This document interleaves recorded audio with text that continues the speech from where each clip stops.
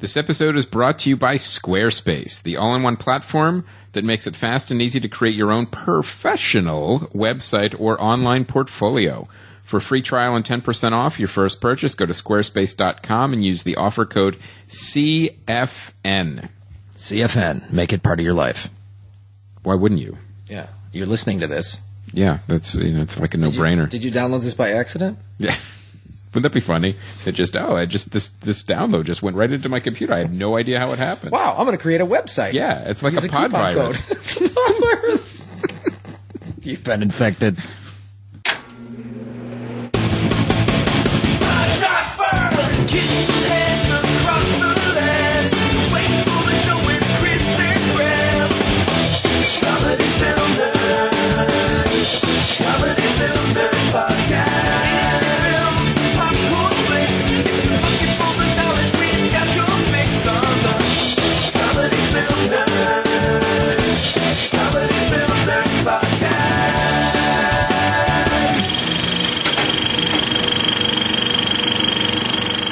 Well, guess what? We're actually here today. We're here today, and we were ready to take today off. We were going to take today off. When there was $60,000 to go on Sunday, we were like, no fucking way are we going to do an episode. I don't want to talk about how we failed. Yeah, or at least give a week in between. Yeah, we were like, I can't do it. I can't do it. You but guys, guess what? We funded. We funded. What's up? And oh my God! Thank you so much. You guys are so. It is the coolest thing, and it. And someone posted this on Twitter about it. Now shut up about it. Yeah, enough. Yeah. I don't want to hear Kick or Starter. And stop going on all of my other favorite podcasts. Stop ruining my podcast with your fucking plug. No, someone posted this on Twitter about it shows you how cool the podcasting community is that this funded and how it funded. Is why we got to make this film. We could not have done it without the support of everyone. The fans, the podcasters, the journalists, the websites. I mean, it was a grassroots group effort. Between you and I, either together or separately, did close to 20 interviews in a month. Probably more. And I hope I didn't forget anybody. Yesterday when it funded, I tweeted thanks. And I had to do like 3 or 4 of those to all of the shows and people that had me on. And so if I forgot someone, please let me know and I'll tweet that. Thank you for sure. And then all of the fans, you guys were going crazy, especially a couple specific people. TJ Matheny, I believe. Cliff Franklin, Ashley Rose. He was a one-man tweet army. That guy, between him and at Juno Rose, they were like crazy militant. Like it was great because I would have felt weird being that in your face, so we got to play good cop, bad cop, and let them go. You guys better do this because I felt weird doing that. They didn't. Not at all. Thank you guys. Yeah. They did not. They made me feel bad about like that I should be running our Twitter better. I was like, these guys, I should just hand it over to them. They're killing it. They were totally killing it. And how many times did Twitter lock you out through this entire process? Well, the first day that we said. First of all, let's introduce our guest. Yes. Former intern, now a producer on Earbuds, the podcasting documentary. Ladies and gentlemen, Keith Blomberg. Hello, everybody. And the first time a guest on a podcast. Yes. Yeah. This is kind of like a bucket list thing. I've been a big fan, so now get to be on like one of my favorites. So pretty crazy. Yeah, it's, pretty crazy.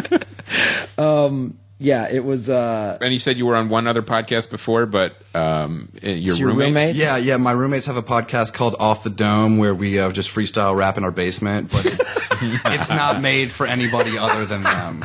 So it's really for Roomcast. You don't even release it? No, they don't even let me have. Like, it's my 2 roommates, Connor and Dan, and they're the only people I think that have like copies of them. But they love it. Why wouldn't you release that? I don't think that they're very comfortable with their like rapping. Like I live with a bunch of 8 white people, and it is the whitest house in Little Armenia. And so at 11 which is the name of your novel that your love novel. It sounds like a romance novel. Yeah, I was going to do it in NoHo, but I felt like I should bring it back to the people, so I went there. But if you guys don't release that as a podcast, I'm going to start doing that. So you guys need to do this. I'm threatening and challenging you at the same time. Maybe you guys got to come on, and then maybe we should have we'll have like a reason. We'll start releasing that, and I will totally come on and freestyle rap battle. Awesome. I'm telling you, tell your roommates they need to release this. Awesome. You have to have like a good rap alias because we all have like really good ones. Like, I'll find one. I'm MC Spitbubble, and then there's Duke Nickel, and then there's Kurt Cocaine. There's like a bunch of names. Kurt It Cocaine. could be Coconut Flash. Coconut Flash, DJ Palm Strike. Yeah. Yeah, DJ Palm Strike's good. Something like ninja based, I think, would also work. Yeah. Right. Soul Samurai. Yes. No, but I anyway, like it. I like it.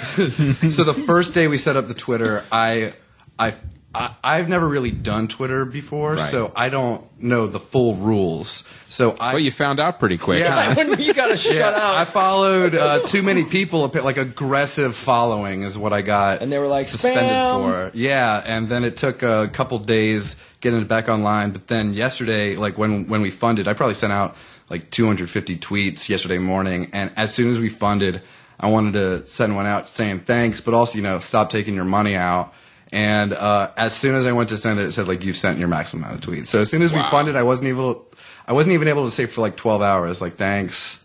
Oh my god. So I was just like, well, they just probably think like I'm like really like pushing them at it, and, And that's it. And then no you- love back. And then you just passed out. Yeah, and then That's I passed out, and then I did not sleep. For a It while. could not. I mean, It was the last hour. The last hour. dude. When you said come here to record on Sunday, I was like, all right, dude. I was literally doing it to appease you. I was sort of. You were like, Oh, I stressing knew out. that. And I was Yeah. like, it's not going to happen, man. Yeah, I'm going to yeah. go surfing. You're fucking stupid. Yeah.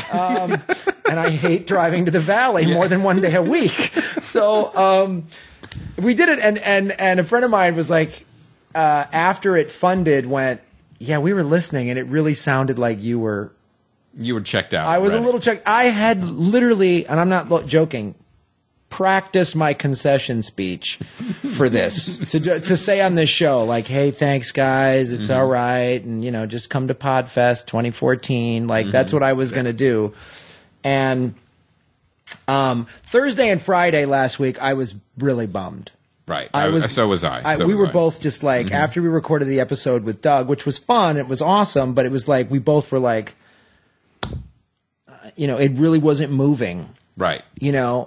It was not moving, and it was sticking at like whatever 60, 70 grand, and we were just like, we needed a big jump, and it wasn't happening. And Friday night, I did Ice House Chronicles, a Death Squad show. Yes. With Brian Redband, which is a blast. And I had to really, like, on the drive over, go, okay, Pump it up. pump it Let's up. Go. You're doing a show. Like, you still got time to promote because they live stream that show. Yes. And the Death Squad fans are awesome. Like, they're so crazy loyal. And they, they get out there and bang the drum, too. So I was like, and go have fun and promote. And we were talking about the festival. And we're like, the festival, all those guys there were like, for Death Squad, were like, it was so fun doing the festival last year. And I'm like, we're moving it to the Sofitel in Beverly Hills. And like, oh, that's awesome. And they were getting pumped. So I was like, okay, well, let's just get excited about the festival because we're 6 months out. And this new hotel is going to be awesome. They're already being better to deal with than the fuckheads at the Delfina. And so that's where I was at. And the show was fun. And I drove home I was like, by Friday night, I was like, okay, because in my head, Thursday and Friday during the day, I was like, I'm a failure. We're all idiots. Like, I hate show business is the worst. Like, and part of me wanted to, I toyed with certain concession speeches of like, here are all the fucking people I hate. Like, I was just like, and then you couldn't use the word concession. no, then it's just madness. Yeah. Then it's a lunatic who got like a deposed tyrant or something. I'll be back. You can't keep me in prison forever. Yeah, my parents called me, I think it was like 21 days in, and gave me the like you really tried, and that's what matters. And I'm like, call me in like 20 days. Yeah. And then, so I called my dad, like, I jumped on my roommate first, and I was just like screaming at him, but then I called my dad, and he was like crying. So When it funded? Yeah. He sent me an email. Yeah. Yeah, we I'm got sure. that email. Your parents sent us an email saying, we're happy for you, and like, thank you for giving our son this opportunity and all this stuff. And I was like, you guys should be very proud. He's a fine he's young a hard man. worker. He's going to be Don the Dragon Wilson's houseboy. Yeah, he's gonna have sex with gay rich guys for the company. If anybody needs help with a Kickstarter, you can find me online. Keith Blomberg, Kickstarter consultant. Keith, I'm starting a website. It's a new gig, dude. And so I mean, so when I came here, son, and so then literally I was in my. This will sound ridiculous. I was in my samurai sword class. Yes, and we're on Saturdays and with a bunch of martial art nerds, and that term didn't exist before. Samurai nerd. Yeah. And we're testing in a couple of months. The whole class, everyone's testing to go to wherever. And there's 2 fairly new guys, and I've been in about 2 or 3 years. And so the instructor's like, Graham, take these 2 new guys and kill them. And that's your test. If they kill you, you fail. Yeah. And walk them through the basics. And I was going through all the basics of these maneuvers, and and at the end of what they call a waza, which is like a kata in if you do Japanese martial arts or a form. Yeah, it's a form. Mm-hmm. Everyone knows this. It's like a sequence of moves, and at the very end, you have this thing where you never give up, and and I was telling him all about this stuff from the guy, the grandmaster, Master Shimabukuro, who passed away a year and a half ago. But in his book, Flashing Steel, great book, he talks about, today we're obviously not going to get in sword battles. So what is studying this? How does it apply to modern society? And one of the things he talked about, samurais never gave up, no matter what. And it's why, and I was telling these guys, that's why you hold your sword and you don't just like relax and then just kind of walk through the last steps. I go, you never quit, you never give up. And as I was telling them this, I was like, all right, I'm not giving up. Even if whatever, fund or don't fund, I'm not.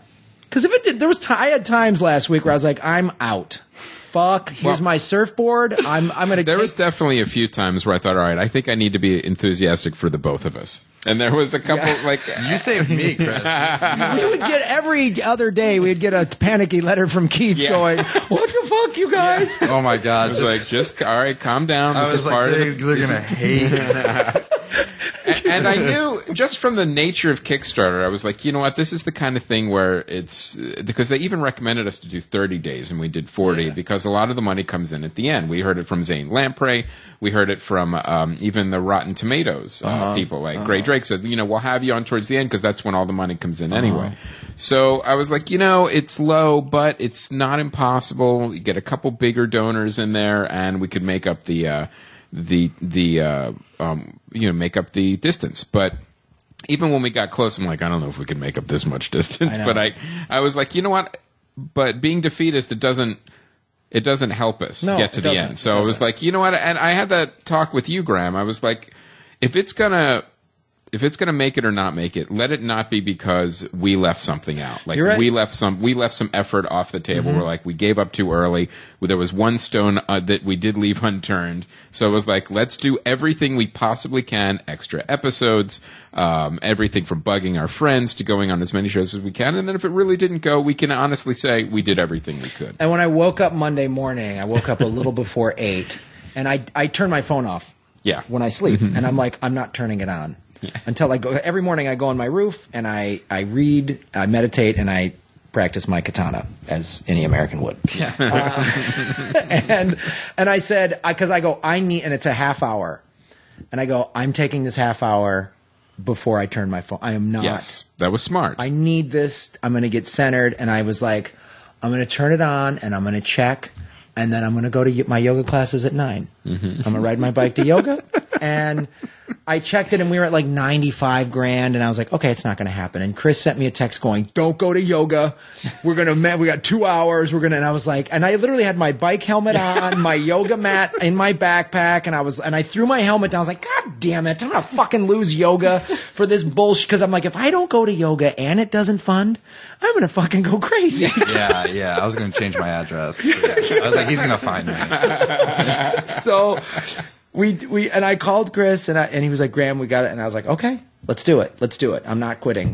We literally stayed there every minute, and we did as much as we could. I sent out updates, emails to podcasters, and And even the podcasters, like if they were available the last 2 hours, I saw the tweets, the Facebook blast, hey, help out, we're almost there. It was crazy, the tweets and stuff we got. I mean, Joey McIntyre tweeted a couple days ago, and all these, I picked up like a bunch of female fans because they were all just like, hi, Joey. Well, sure, this looks good. You know, like. Yeah, my phone was blowing up. I was if it'll make you happy, we'll, yeah, it was a lot of that. You're adorable, Joey. This thing's fun. You know, like, are you going to be in it? Because then we'll watch it. Yeah. And a couple people were like, oh, are this those guys from that podcast you did when they watched the live stream or whatever? Right. So it was.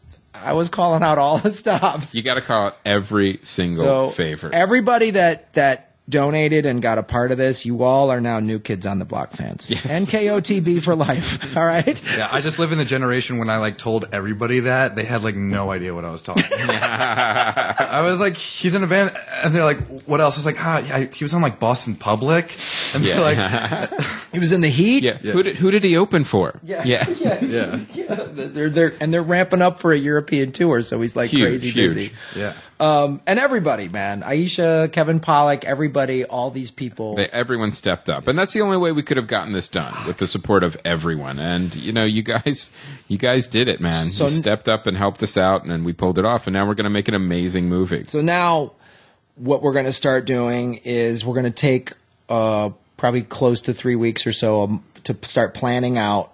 Do some it's called pre-production. Pre-production, to figure out what the tour schedules, well, not tour, but the travel shooting schedule, how we're going to get these interviews. I've collected all the emails you guys have sent. And we're going to lock in the rest of the crew. Lock in the rest of the crew. The main thing is figuring out the travel, where we can go, because we can't go everywhere and interview everybody, but we got to pick some like key spots where we can like get a lot of interviews in one area. And obviously there's a lot of interviews we need to do in LA, but that's going to be a little easier to plan than and there's no real expense with that, or not a huge expense with that, rather. Still got to feed Keith.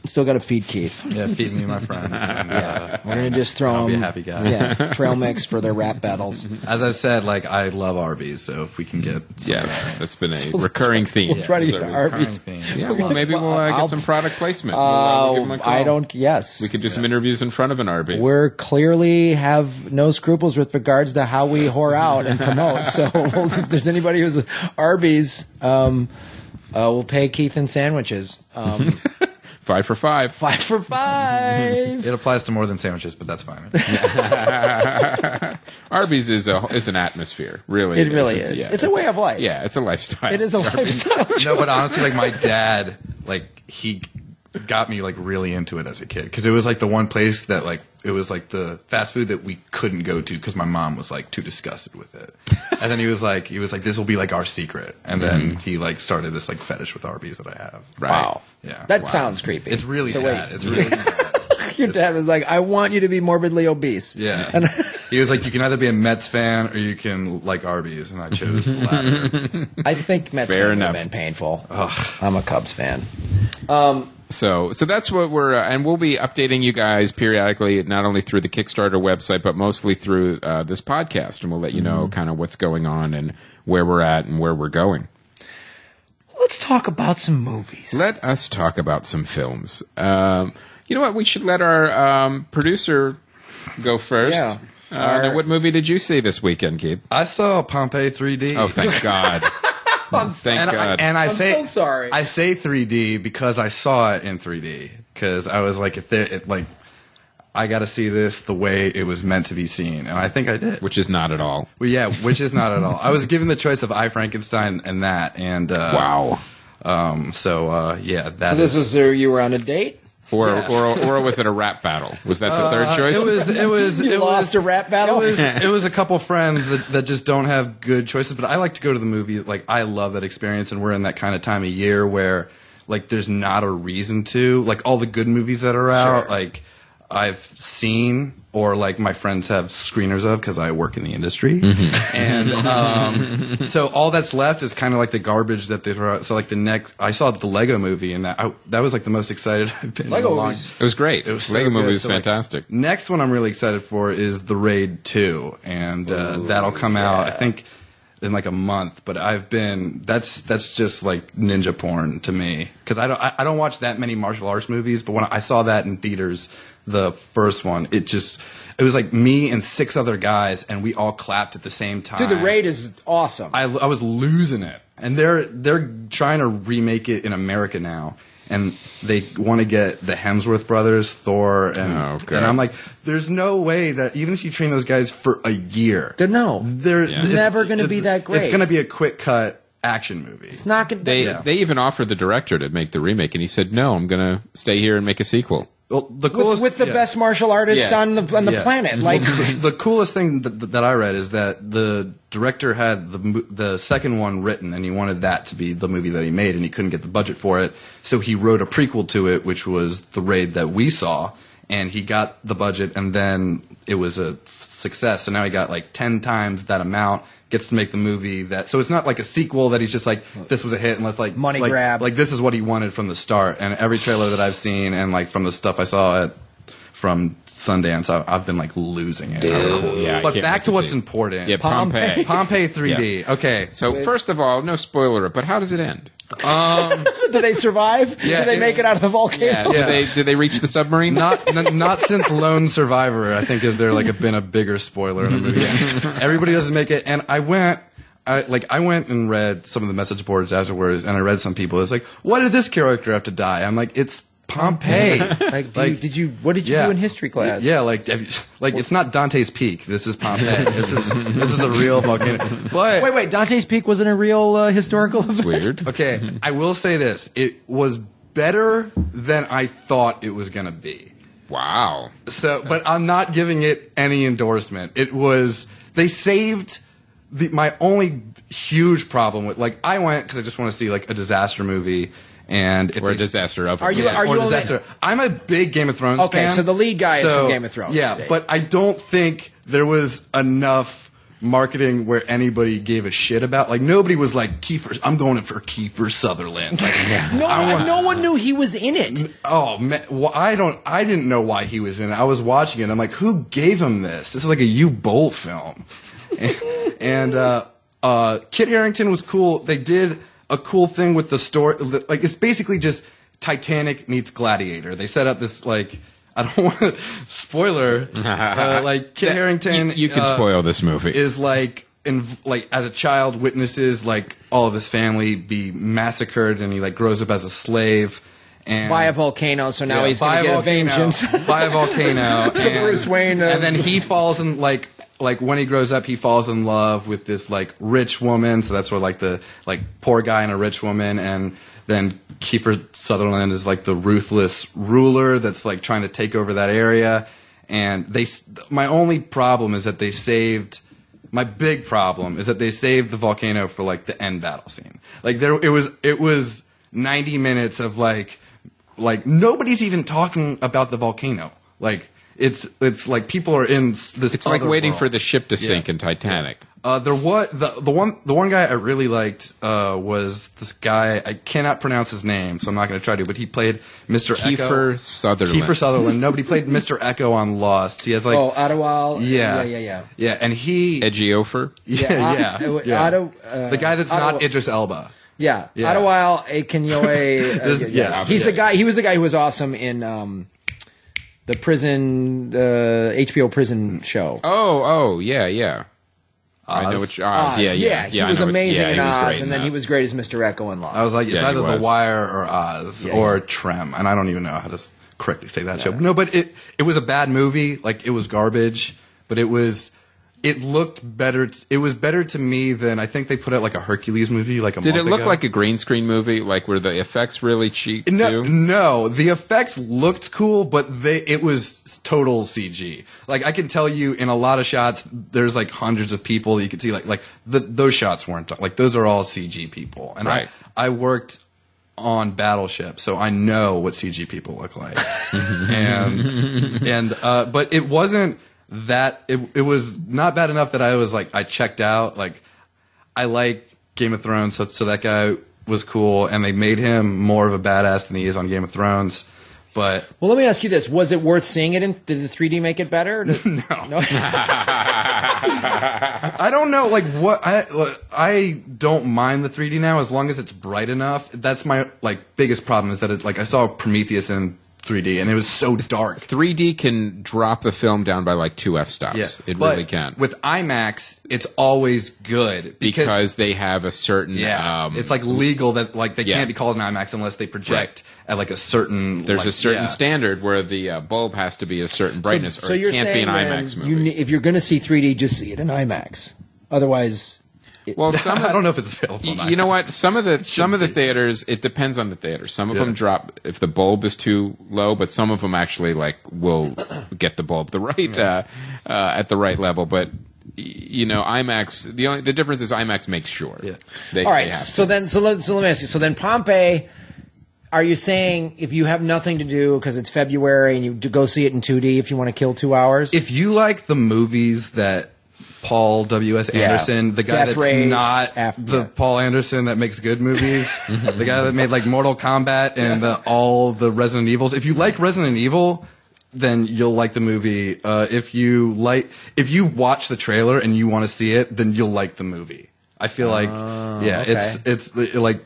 I automatically knew what the audience. So the was. trailer is not misrepresenting the No, movie. it's the people that would go see Fast 6 but have nothing to do in January, February. So this is like what they want to see. It was all like this. It was it was a very young crowd. That makes sense, but I still think you're being a little generous. Yeah. If you're young and stupid, it's a hashtag work it, and if it's if you have a brain, then it's a leave it. Don't send me like a lot of messages saying like I like Pompeii. Like I had that choice, and also like 3 Days to Kill, which I think is like the new Kevin Costner movie. I heard that is boring. And I would see Pompeii again before I go see the Kevin Costner I heard Doug Benson. I saw him last night at the Sleeper Agent concert that we went to, and nice. he said he fell asleep during 3 Days to Kill. Oh my god, I saw Wolf of Wall Street at the Vista like a month and a half ago, and the only trailers that they showed were 3 Kevin Costner movies, and I was really? Like, it was like Jack Ryan, Shadow Recruit. He's got this movie out. Oh man, I'm like. Did he get posting Kevin Costner right now. Did he just get audited or something? Or he got a new agent. He's got like this movie called Draft Day, which is like looks like the most boring football themed movie in the world. And then he's got 3 Days to Kill, which looks like a less interesting. Kevin Costner is one of those stars that old Hollywood is still enamored with, but new audiences don't give a shit. He was the worst part of Man of Steel. He really. The thing about Kevin Costner is he's one of those guys that needs a Ben Affleck makeover, where it's like do something different, direct a different type movie, play a different character, do something that reinvents yourself. I don't think you ever will. I think he's like you said, he's this old Hollywood guard and is just going to like, well, I'm going to ride it out. I need to ride it out. I need to pay for my expensive lifestyle that I've had for the last 25, 30 years. Yeah. So, all right, Jack Ryan, done. This is my rate. And this will pay for my Malibu house. And Pa Kent, fine. Yeah. Pull like a Kevin Spacey, like become just like go do a good TV show. Oh yeah, it's a not a bad plan to follow. That's for sure. All right, so let's move on to Wind Rises. The Wind Rises. This is an amazingly beautiful film. This is Miyazaki's last film, and the first thing I'll say by as I was watching it, like I said, it's PG-13. It's a touchstone movie.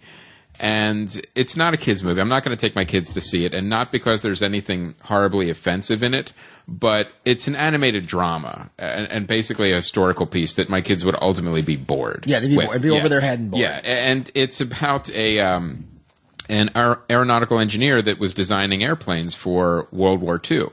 And it goes through his life, and as I'm watching this movie, it also reminded me of Kurosawa's last film, Dreams. If you remember that movie, it was kind of a swan song to not only himself, his career, and also like a homage to almost like Japan in a way, and the history of the country. And because there was a lot of things that was not only about the subject matter, but also about himself was in this movie. The movie was very ethereal and dreamlike. There was a lot of dream sequences in it. There was like some loose ends that really didn't quite tie up, and I realized after I was watching the movie, no, that's intentional. This is really, it's like we're kind of picking parts of this person's life, and also we're watching some of the filmmaker's life being reflected in this movie as a final film. Oh, that's cool. So it's really, really cool. And it's a lot of adult themes, like they're going through like, well, who's Japan going to bomb? And they're like, America. pretty much. You know, that's where we're going to go. And they send him Spoiler alert. Yeah. They send him History to buffs. they sent him to Germany to learn, because Japan was very, very far behind technologically. And they sent him to Germany to learn the technology of their, steel and metal, planes. And it goes through all these different parts of his life, his friends, and also, he falls in love with a girl who has tuberculosis, who coughs up a fair amount of blood that, children would have to be explained about what tuberculosis was and why it's not quite a problem as it was back then. So it goes through all these parts of his life, but the dream imagery and the animation is absolutely it's breathtaking. It really is. And even though, like Doug Benson was saying too, the anime is a bit simpler. Like the designs, like it's not like really full detail oriented, but it's breathtaking. Yeah. Let me ask you this, because I think weren't you saying there's two versions? There's a Japanese voice subtitled version, yes, and and did you see the American voice? I saw the American version with hashtag JGL, and I will say that's the weakest part of watching this film. He was miscast. As much as I love JGL, but you have basically it's his kind of like tough boy, cool kind of like not a lot of emoting in the actual voice. That did not fit this Japanese aeronautical engineer at all. It was so woefully miscast. And, there's a lot of good actors that can't do animation. There really are. It was miscast. It's a different skill. It's a different skill. He was miscast. So I will recommend, if you see it subtitled. Now, most of Miyazaki's movies, they're cast very well for the American voices. This one that really kind of missed the mark. Even like some of the female voices were okay, but I felt like they missed it because they were... It's not a kid's movie. It's an animated drama casted as such. Okay. So, but overall, this is a work it. Overall, it's definitely a work it, and it's a great, especially if you're fans of his movies, and to kind of see, his dreams, to kind of see his tribute to Japan, his own life, animation, movie making. And what was interesting, too, is, historically accurate it was. To give you an example of not only when you see, the streets, the vehicles, and everything, but in Japan, when they were gearing up for World War II, even the designs of, the aircraft carriers were different. An aircraft carrier in Japan, the entire top was, there was no towers. It was just the landing strip, the takeoff and landing, where you had everything underneath, and that was reflected in the animation. So it was all this little detail, even in the animation, was there. That's awesome, man. I'm excited to see this. And you're obviously saying, if you can, see it on the big screen. You know what? It is one of those rare animated movies. It's a very limited release that is really, it'll wash over you on a big screen. It's very slow moving. Like I said, it's go to it knowing that it's an animated drama. Well, that's the thing, too. And I think this is, we've obviously talked about this before, but when a movie has a slower pace, but it works. It's part of the film, like you say. You wash over it. That's when you need to be in a theater and be completely no distractions. No distractions. You got to be completely in that air and be taken into that world. That's kind of the only way I can go see animated movies. If I didn't see Frozen in theaters and I would have watched it when it came out, I wouldn't have liked it nearly as much. Right, because you would have been distracted at home and the phone rings and you pause it or whatever, and it's like. So, and I really think this is going to win the Academy Award. Now that I've seen between this and Frozen, I really do. I think this is going to win just because of the legacy involved. It's his last movie. Yeah. Even though Frozen is great, I think the Academy Award is going to go to this one. Wow. I hope you're right. I mean, and I love Frozen. I love Frozen. Yeah. Okay. Well, one of the things that we want to talk about today, which was in the middle of this exciting Kickstarter, which was so, heart-pounding, stressful, but ultimately exciting, was we all at various times saw on Twitter feeds or whatever that Harlold Ramis had died. Yeah, he passed away. And it was I didn't even know how to process that in the middle of that craziness. I was bummed that one, it's a hero of mine. I grew up watching this guy. And so we wanted to... And watching his writing. I mean, he wasn't just an actor. And so we wanted to all talk about some of our favorite Harlold Ramis movies. So writer, director, actor. I mean, he did it all, and he did it all well. Yeah. So he was so great, and I always get upset when the last movie that one of those guys does is kind of Mel Brooks is going to die, and Dracula Dead and Loving It is going to be the last movie that he made. Well, you know what, though? I think the way I look at that is the way I look at sports heroes of mine. Like, I don't remember Michael Jordan playing for the Washington Wizards. I do. Because I was there. You were there. Yeah, You were that was there. like a big thing for me. Well, I grew up in Chicago. Do you remember him in Space Jam? Yeah, I do. Oh my God! Shout out to Space Jam. That's Love it. Big shout out to Space Jam. Oh, there's a song online that is a mix of Everything Is Awesome from the Lego Movie and the Space Jam theme. If you can find it, I think it's like Everything Is Slam Jam or something, but it is the best. It's my favorite song right now. It is my favorite. Because to me, like, as these athletes, like, here we are 50 years later, nobody is talking about when Johnny Unitas played for the San Diego Chargers. Yeah. That memory goes away. So I think that's... No, I don't think year one is going to haunt Harold Ramis. No, I don't think everyone's going, remember Wagons East with John Candy? Like, everyone's... But I will say, I still talk about Wilt Chamberlain in Conan the Destroyer. Which was golden. Yeah, it was amazing. I will always remember him in that He's awesome role. in that. Yeah. That's awesome. So, I want to, we'll each go around. Keith, what are some of your favorite Harold Ramis movies? Either written, directed, acted, whatever. Well, my dad made me watch all that. Like, my dad made me watch Three Stooges, Abbott and Costello, made me watch all the 70s and 80s movies that he loved. So, like, I remember at an early age, like, the first, and I love Stripes, but I remember I would watch the first half of Stripes, like before they go to Russia. And the scene where where Harold is like teaching everybody English, it is like it is one of those scenes that like I never laugh hard. Son of bitch, shit. Yeah. and he wrote on like Animal House. He like all those movies that shaped my sense of humor and like my dad's sense of humor, and just what like that and Caddyshack, Groundhog's Day, and I was like a comedy nerd about it. Like I knew all the details of like him and Bill Murray's feud during like I was like a super nerd about. They had a feud? Yeah, during Groundhog's Day, like apparently Bill Murray was going through a divorce, and they were like with Harold Ramis. With Harold Ramis. I'm not, but it was like I was always interested in him, and I like even when year one came out, like I was a big supporter of that. I was like, there's Jack Black, Michael Cera, like it's Harold Ramis, and I think too. I mean, he also the last things he actually just directed in general was episodes of The Office in 2010. He directed The Delivery Part 2, so.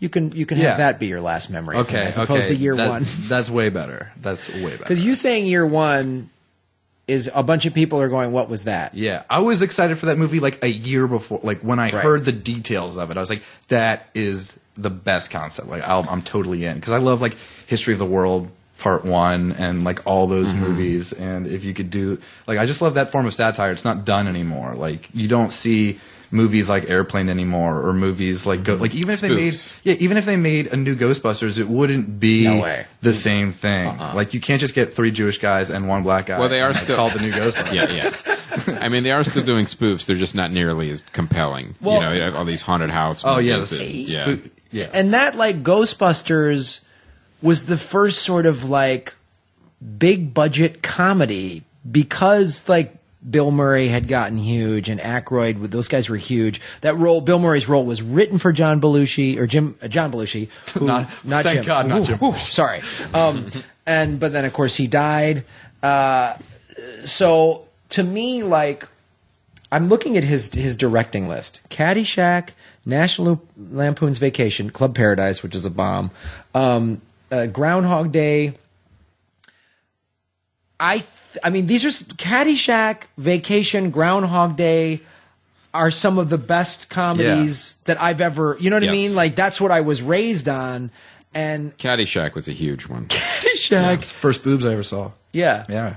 Well, the great thing, if you talk about the feuds, Caddyshack, because if you read the History of Saturday Night Live book, which is a great book, and also they cover this a little bit in Wired, but everyone, like Dan Aykroyd and all those guys are like, was so against Wired coming out, even though it's like, it wasn't that. You guys just don't like the fact you all were doing way too much drugs, and nobody told John Belushi to stop. You enabled it, maybe. So maybe you don't like that book. But murderers.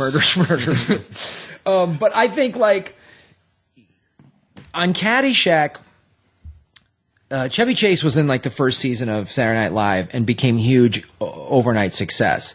And it kind of went to his head a little bit according to this the History of Saturday Night Live book. And so then Bill Murray got brought on. He was a young upstart, and then Chevy Chase came back to guest host, and they literally he challenged Bill Murray. Bill Murray's an Irish kid from Chicago that got into a fist fight. Like Bill Murray, It was. This is like the early days of Saturday Night Live when it was crazy. I would pay to see that fight. Wouldn't you? It's on my pay-per-view. Well, we should kickstart that. I'd never say those words again. And so Caddyshack, that scene between Bill Murray and Chevy Chase was the bearing of the hatchet. Like it was, and Harlold Ramis was sort of a part of that. Like, okay, guys.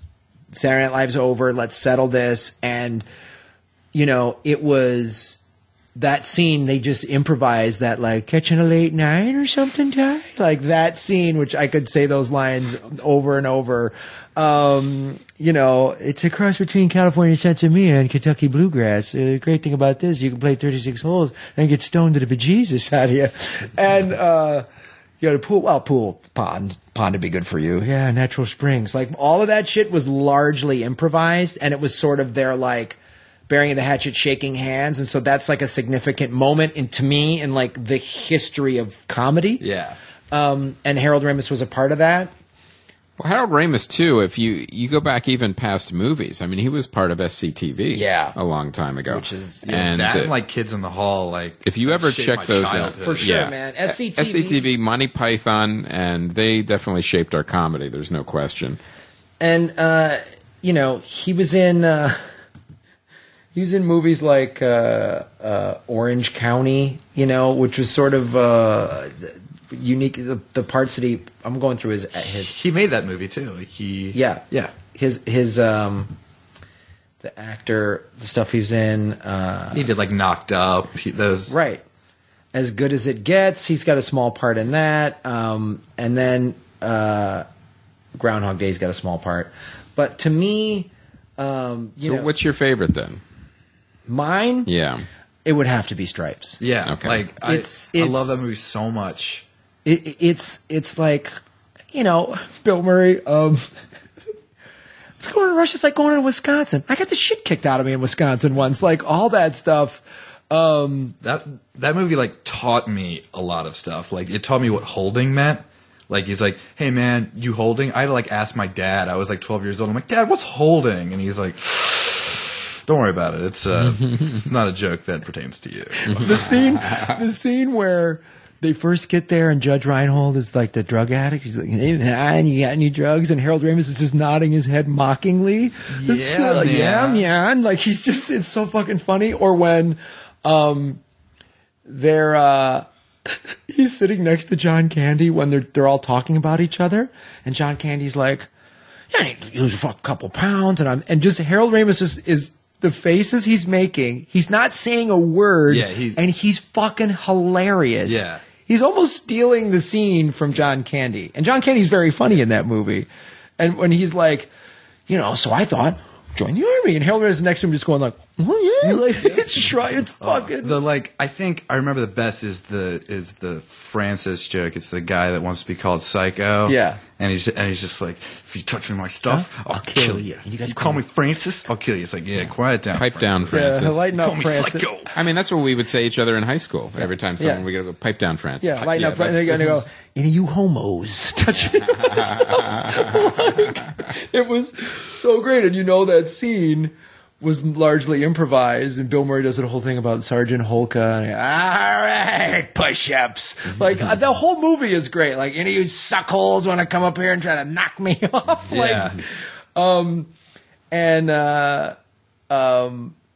just at the end of Stripes, when they're showing all the magazine covers. Yeah. Oh, if you freeze frame all of those, read those. It's hilarious. I love stuff like that, the little stuff that you is not like Harlold Ramis is on the cover of Guns and Ammo, and the quote is his last name was Zitsky in that movie. And it's Zitsky, quote, "The Russians are pussies." That's on the cover of Guns and Ammo. So funny because he was the guy when Bill Murray's gonna leave, and he's like, "You fucking made me come here. You made me come here. What are you talking about?" He's like, "I'm bringing you down with me." I got to see that movie again. I don't remember the magazine covers. Oh, that movie. Also, good boobs. There was like Great those boobs. guys like gave me the like so many awesome boob experiences. Yeah. I don't even I don't appreciate it anymore. My friends wanted to watch like Orange is the New Black. I was watching it and I was like, the nudity just doesn't have the effect on me that it like used to. Like now it's just too much. Yeah. I would watch Because it's on every channel now. I would watch The Sopranos just because I was like, I knew that like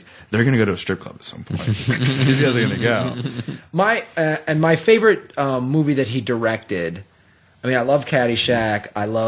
But it to me is Groundhog Day because it was such a great, innovative concept to put all these basically just sketches together. Like, that's the problem of a lot of comedy movies. We talk about this. They fit funny little scenes or little jokes or sketches. But there's no through There's no through line. Yeah. It was an amazing through line. And that Bill Murray's character starts out as an asshole. Bill Murray is a hilarious asshole. He's the best asshole. Chris Elliott too. Chris Elliott was great in it. So good. Stephen Tobolowsky, the insurance salesman, and then the transformation that Bill Murray has is like. Well, he's got acting chops. I mean, it's not just that he's funny. You can believe him. I mean, you look at a movie like Lost in Translation, where you see that he can really do both, and you believe him as both. And I think that to me is my favorite Harlold Ramis. I think I'm going to go with Ghostbusters. Ghostbusters was my favorite. I'm going to tell you why. Because growing up, I've always been a huge fantasy science fiction fan. I've devoured books, movies, whatever, and I've always been a comedy fan. And when I saw Ghostbusters, I thought this is the first big movie that I've seen that combines them both so well, because Ghostbusters sometimes doesn't get the credit for being a solid science fiction movie too, and it really is, because it's got its own rules, it sets everything up, and it's a solid science fiction movie from beginning to end. It just happens to be hilarious. And so when you look at like Ivan Reitman and Harold Ramis and everybody that worked on that movie together, because it was kind of a group effort, they all kind of worked on it together, is as much attention was paid to the laughs as it was to actually putting together a solid science fiction story. And the sequel's not as much, but the first one, and to me, it was groundbreaking. It was like everything I want that I loved, it was in one movie. I got to laugh, I got to see fantasy science fiction elements, ghosts, and I thought from start to finish, everything from a giant monster battle at the end. I thought it really made an effect on me, where you could also see it was like proof positive that you could bend genres. You could mix. Because it was actually scary. Fiction. Like, it's still scary. If I see books, stacked up to a ceiling, that creeps the hell out of me. And there was real stakes in it. Like, oh shit, this is not like jokey time. It's like, this is happening. We have to, we opened a portal to another dimension. Let's excuse evil. the second one and just talk about the first one.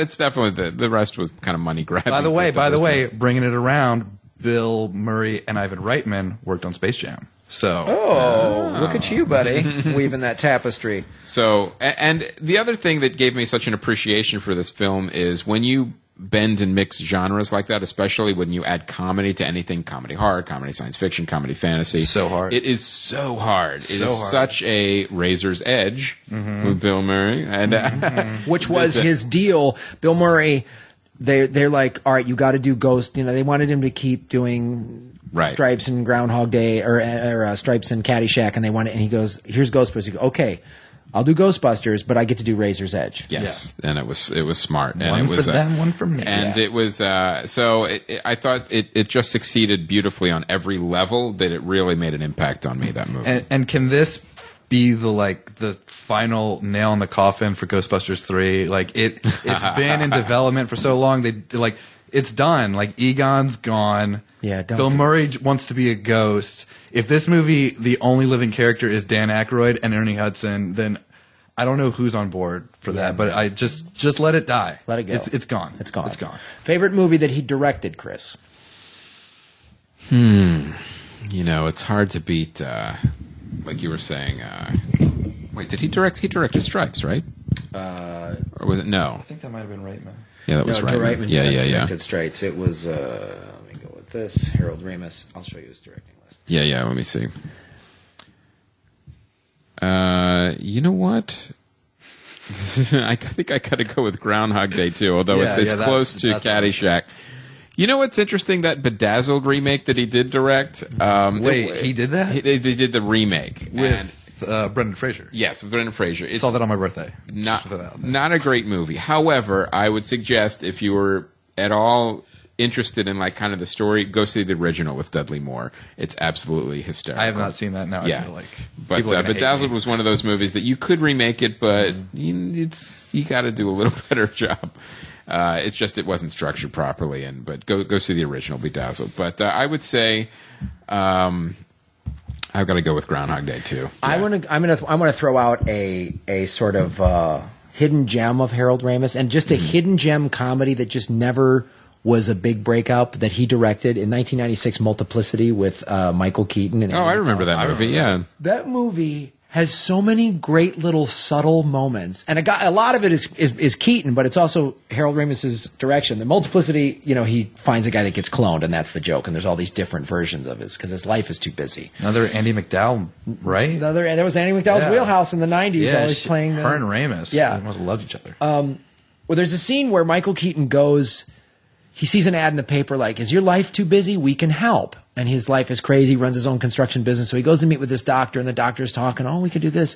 And then the doctor's kind of talking around it, and the doctor finally says, "We can clone." And Michael Keaton goes, "So you mean you can make another person?" The doctor goes, "Yes, we can." Michael Keaton goes, "Okay, well, I'm going to go." And it's such a great moment where he just goes, in his head, he's like, "Oh, this guy's shit nuts." Yeah. And then an actual clone comes out, and he's like, "Oh my God." And then there's another thing like, some boss of his or some Michael is always is gunning for him. Mm-hmm. And then when he gets the clone, he's getting more work done, and the boss shows up, and Michael and the boss is sort of like, "Holy shit, I've been trying to gun for Michael Keaton to get him out of here, but he's being more productive." And Michael Keaton just goes, whatever the guy's name is, like Steve. He's like, "Oh, another half day, Steve?" Like he just throws out these little jobs, you know what I mean? And a lot of people also forget that, like, Michael Keaton was a comedian. Like, I was raised with him. It wasn't until I was older that my dad told me, and he was good stand-up, too. Yeah, a long time ago. He was great. He was great in so many of those films. He was hilarious, man. What Night Shift. Night Shift is so fucking funny, man.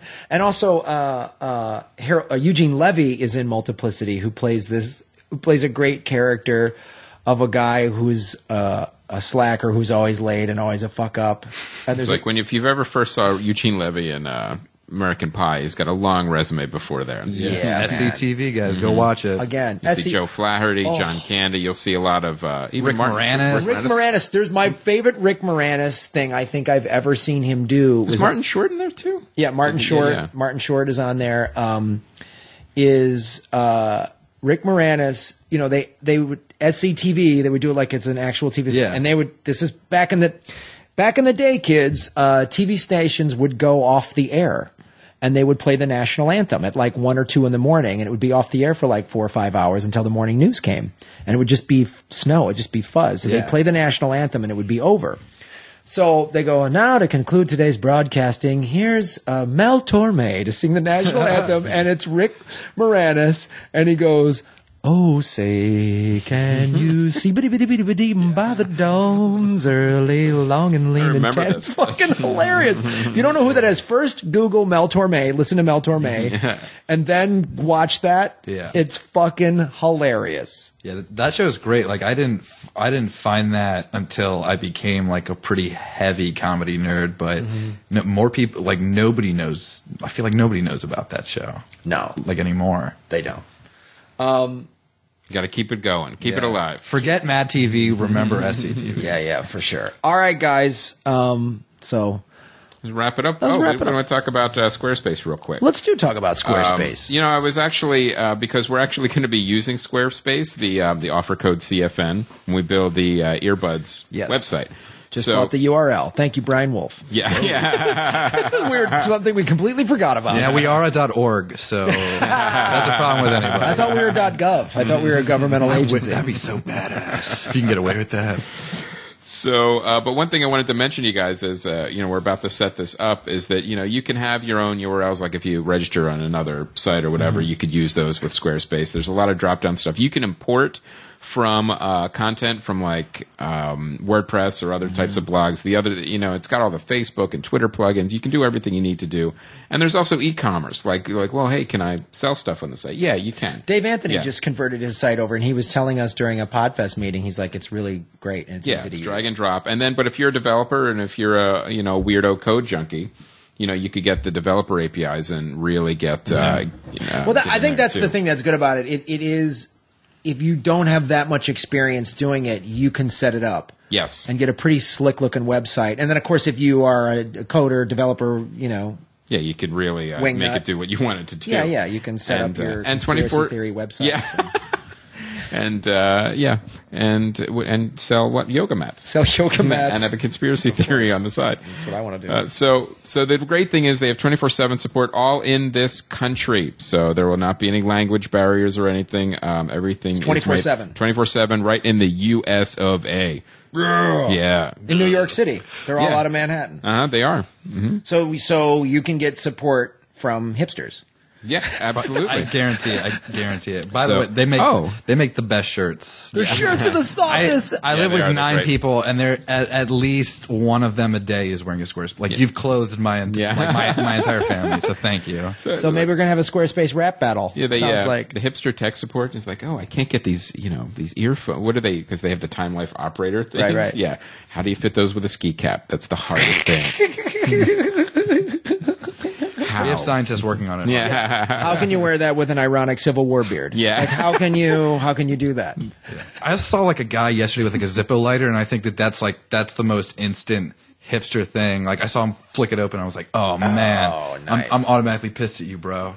Yeah. You don't need that. It wasn't even smoking. Did he have incense in the other pocket? Yeah, and he smelled like patchouli. Yeah. Oh, dude. So hipster tech support at squarespace.com. Remember, offer code CFN. Yes. 10% off. Check that out. And if you build a cool website using Squarespace and the CFN code, let us know about it. We'll talk about your business. Absolutely. Yeah. No, See? we'll free plug. Come on. You're getting plug. more than your money's worth. Preferably film related. And soft shirts. And, of course, we've got, we're getting a bunch of Squarespace swag, so if you buy anything in the store. Yeah, we'll throw some stuff your way. Get some free business. And send us your site, info@comedyfilmnerds.com. So let's talk about a couple movies. I don't know if we went over DVDs. We didn't do the research on that. No, actually, we were more focused on the Kickstarter. But we can talk about what's opening this week. Yeah. Liam Neeson's time of year. This is his wheelhouse, Jesus. baby, nonstop. Now, I would see this movie if there were wolves on the plane. There's gotta be. This is just. I'm telling you, when Taken came out, 4 years ago, we all went, "Oh, what? Liam? Okay, All do right. that." And every year, there's been the Gray, there's been Taken 2, and now it's Gunplane. And then the one where he was the spy that lost his memory. Oh my god! These all are. I can't even remember the name of that The one. same movie. It is. It is. There's just a dartboard, not a dartboard, but like a cork board. Spoiler alert, technically Assassin that lost his memory. Sure. Shouldn't his all his movies should just be called like Secret Badass? Yeah. Because it's just like he doesn't look like he's going to be that tough, but he is. College professor gunfight. You know what I mean? Exactly. I'm so on board with this. I hope he's making these movies into his 80s of just like, I've required a certain set of skills. Like he's an It's the B movies of today. I love it. Yeah. Keep doing it. He's killing it. Just keep beating people up on planes. Next one, he's going to be on a cargo boat, Or just a tugboat. Tugboat. It has to be smaller. space station, whatever. I don't care. Put him in the Old West. I don't Atlantis. Atlantis. Just don't put him in Star Wars. Just like that's Sorry. yeah. You're not a Jedi. You're an old Irish dude that likes fighting. Well, so was Alec Guinness. From a certain point of view. Alec Guinness would have made Phantom Menace so cool. Also coming out is Son of God, the life story of What's Jesus. that about? I don't know. Oh my god! This is the worst time of year. Yeah. Nothing excites Easter? me. Oh, yeah. As a Jew, yes, Easter. You hate Easter. Yeah, bring Passover on, buddy. That's my wheelhouse. There's no other time you could release these movies for Christians. My God. It's this is when Passion of the Christ came out. Yeah. This is all we're in the Easter wheelhouse now. So here, also coming out this weekend is I'm so curious to see how this works. Anchorman 2 with 763 new jokes or whatever it is.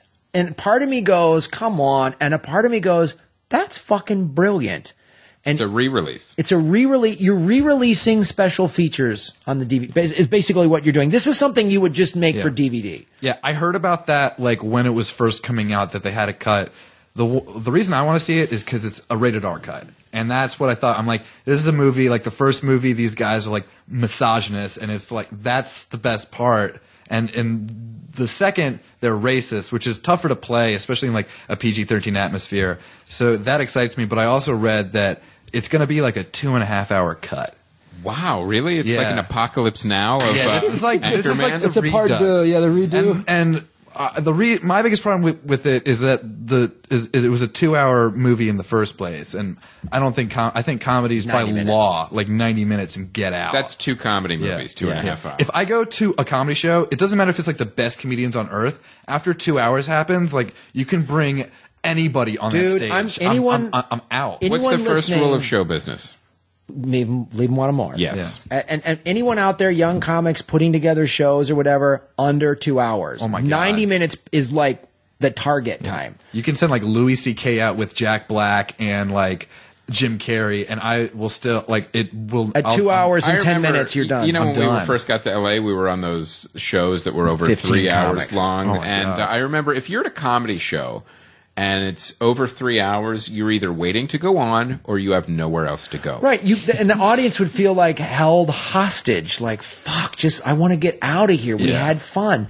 And that also, specifically to live stand-up, the worst thing for live stand-up is bad live stand-up. Oh my gosh. And long, because this is my first ever comedy show, and it was 2.5 hours long, and there was 15 comics, and 9 of them sucked. It's like, don't do that. Yeah, that's exactly what I did for like my first year. I was doing those at like the Comedy Store. There was one time, the first one I did, there was this one guy said it was like his first show. He's like, I've never done it. And we were all like, no way. Like at least we've done like open mic nights, and he was at like the Comedy Store main room, and he killed. And I felt like, I'm so bad because this guy, it's his first time.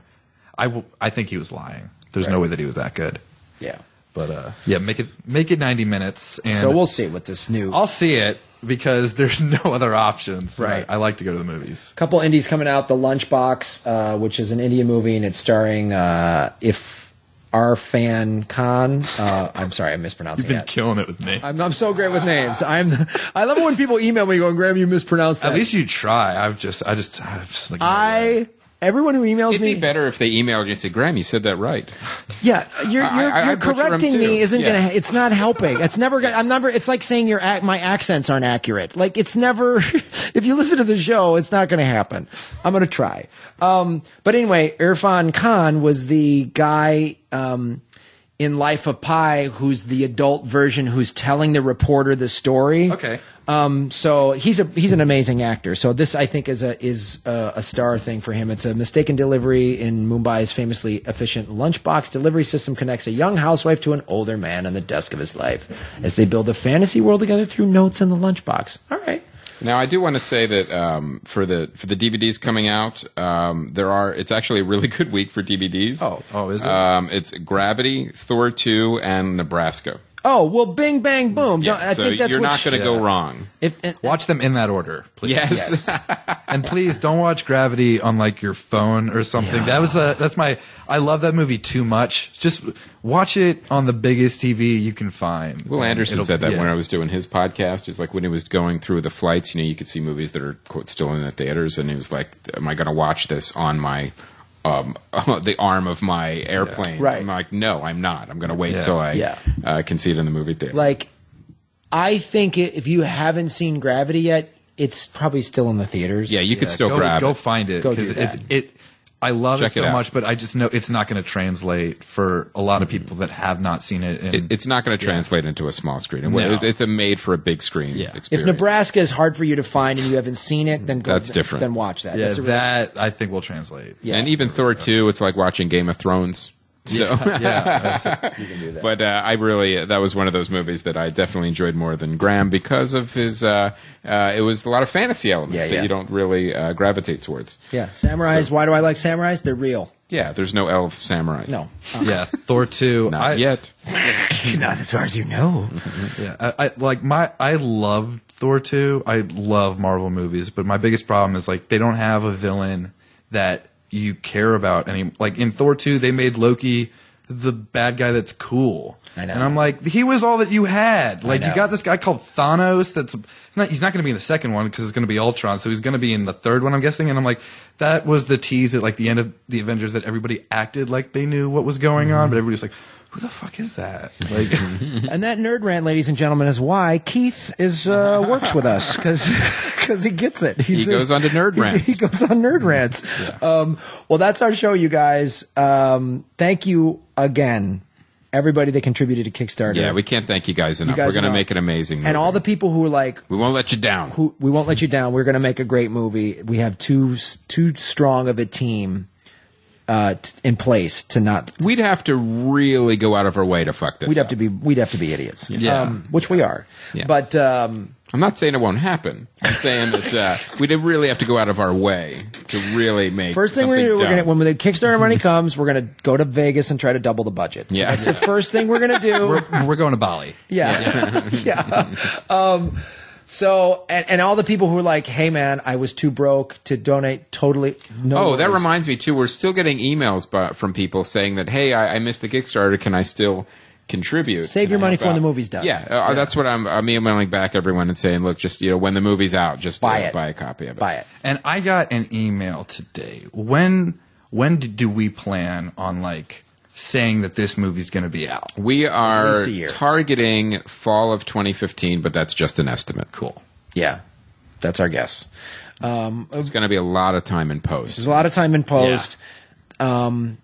If we'll see if it lines up. Maybe we premiere it at Podfest 2015, which would be a good place to premiere it. So that's about a year and a half from now. So The great thing is now with we don't have a producer or a studio yelling at us to meet a release date. Well, not yet, guys. So yeah. So we're gonna make this movie right, and when it's done, it's done. yeah, and we'll do it right. Yeah. So thank you guys, and everyone who donated. You guys are amazing, and everyone who couldn't, don't worry about it. And everything you guys did was amazing. I can't say thanks enough. It's unbelievable, the emotional roller coaster that many of you were going on too, as we were all watching the Kickstarter Yeah. page together. And I will say, just also on a personal note, you guys have all sent emails and tweets about how podcasting has affected your lives in a positive way. Well, it works both ways. You guys have positively affected ours. You this really experience is not just obviously a cool career moment and all that stuff. It is like on a personal level. It's why we keep doing this, and it's why it's why I haven't just quit show business and moved to a beach and just given Which is up. still kind of the plan. Like, it's still the plan. I just want to move to a really nice one now. Yeah, let's say you live very close to the beach. You walk there.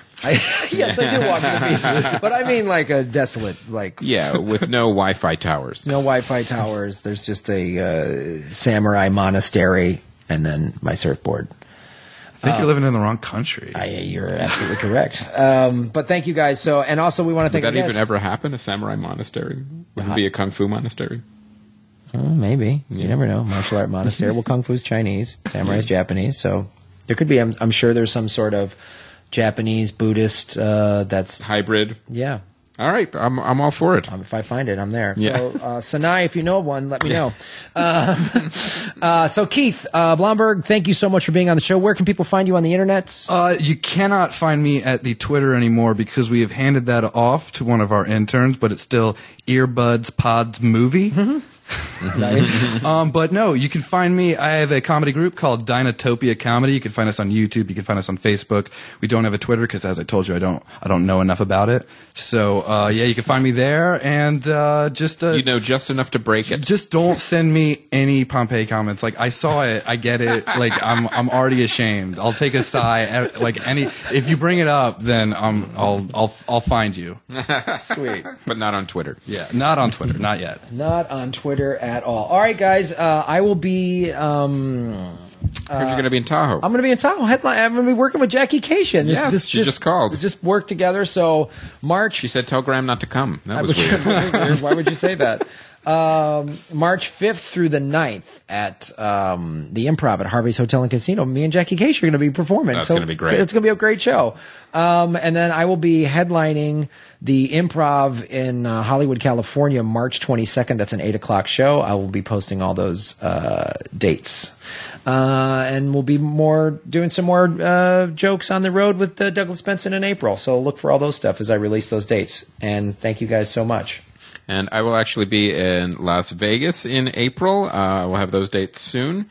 And like we said, we want to thank you guys so much. We're really going to make an amazing movie. And like I said, we couldn't have done this without you, and we're not going to make the movie without you either. It's going to be great. You guys did it. You guys made this happen. All right. Thank you, Keith. My name is Graham Elwood. I'm Chris Mancini. And as always, remember Han shot first.